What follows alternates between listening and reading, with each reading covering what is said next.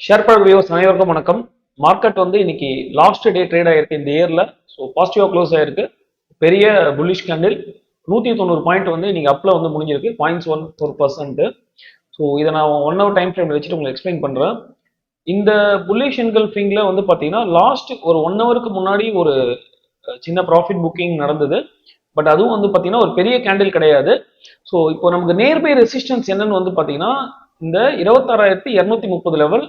நேத்தே நான் வந்து ஷார்ட்ஸ் எக்ஸ்பிளைன் பண்ணியிருந்தேன், என்னால் வீடியோ போட முடியலன்னு சொல்லிட்டு ஷார்ட்ஸ் சொல்லியிருந்தேன். அந்த ரெசிஸ்டன்ஸ் நியர்பை தான் இருக்கு.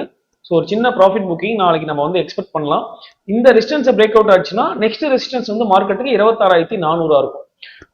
உங்களுக்கு நான் வந்து இங்க வந்து மேக்ஸிமம் கால் ரைட் பண்ணிருக்காங்க உங்களுக்கு எக்ஸ்பிளைன் பண்றேன். ஸோ அதுலேயே வந்து பார்த்தீங்கன்னா 26,400 தான் இருக்கு.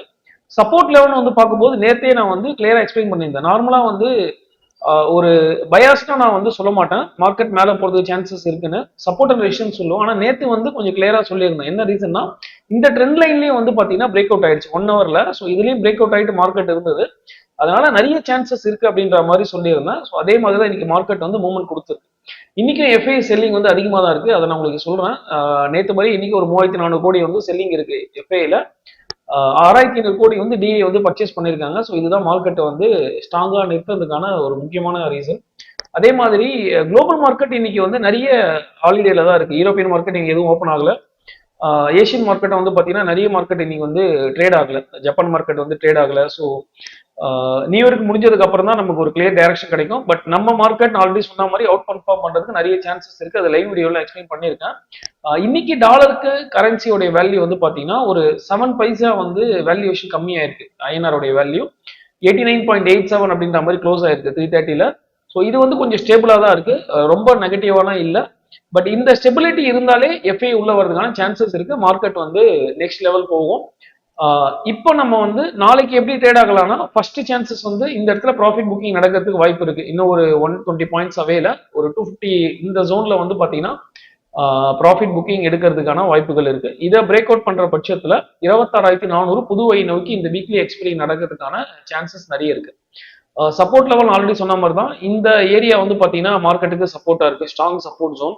ஸோ மோஸ்ட்லி இது பிரேக் அவுட் ஆகிறதுக்கான சான்சஸ் ரொம்ப கம்மி. வெயிட் பண்ணி பார்க்கலாம். இந்த வீக் முடிஞ்சதுக்கு அப்புறம் இதுக்கப்புறம் இந்த இடத்துல போயிட்டு அதுக்கப்புறம் ஒரு டவுன்ஃபால் வந்து திருப்பி இந்த இடத்துல டச் ஆகுதா அப்படின்னு சொல்லிட்டு எங்க வந்து மார்க்கெட் வந்து அதிகமாக கால் ரைட் பண்ணியிருக்காங்கன்னா பிசிஆர் 1.4 இதுவும் புல்லிஷ்ல இருக்கு.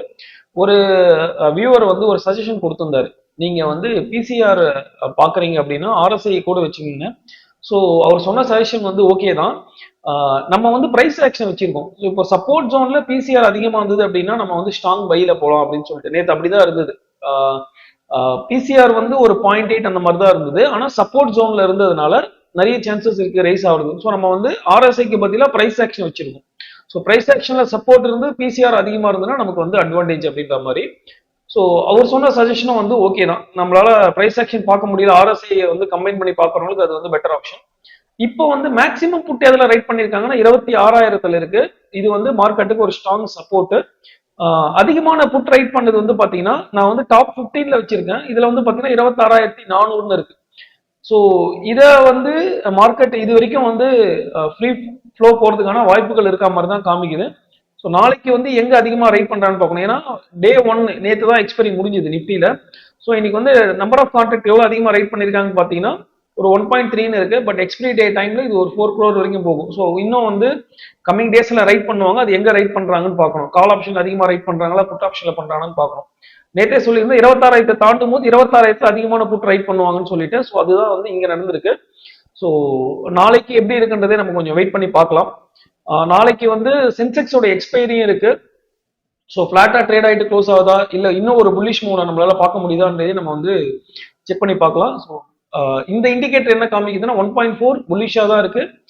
மார்க்கெட் இன்னைக்கு உடைய டே கேண்டில வந்து பாத்தீங்கன்னா ஒரு சின்ன வீக் மேல இருந்தாலும் ஒரு 2 டேஸை வந்து பாத்தீங்கன்னா இது வந்து என்கல்ஃப் பண்ணிருக்கு. ஸோ இந்த 2 டேவையும் வந்து பாத்தீங்கன்னா மார்க்கெட் வந்து என்கல்ஃப் பண்ணி மேல க்ளோஸ் ஆயிருக்கு. ஸோ இது வந்து நல்ல விஷயம். ஈவன் தேர்ட் டே வந்து ஈக்குவலா வந்திருக்கு. ஸோ இந்த 3 நாளைக்குமே வந்து பாத்தீங்கன்னா என்கல்ஃப் பண்ணிருக்கு. ஸோ இது வந்து பாத்தீங்கன்னா மார்க்கெட்டுக்கு ஒரு நல்ல மூவ் தான். இப்போ higher highs higher lows form ஆச்சு அப்படின்றத நம்ம பார்க்கலாம். நான் இப்போ எல்லா டிராயிங்கும் டெலிட் பண்ணிடுறேன். ஸோ 1 hour பேட்டர்ன்ல இன்னும் higher highs higher low structure வந்து ஃபார்ம் ஆகல. மேபி இந்த இடத்துல இறங்கிட்டு அதுக்கப்புறம் மேலே ஏறி இதையும் வந்து இந்த லெவலில் பிரேக் அவுட் ஆகிட்டு மேலே போச்சுன்னா இந்த ரேலி வந்து சஸ்டெயின் ஆகும். ஈவன் நம்ம வந்து பிரேக் அவுட் எக்ஸ்பெக்ட் பண்ண முடியுமான்றதை வெயிட் பண்ணி பார்க்கலாம்.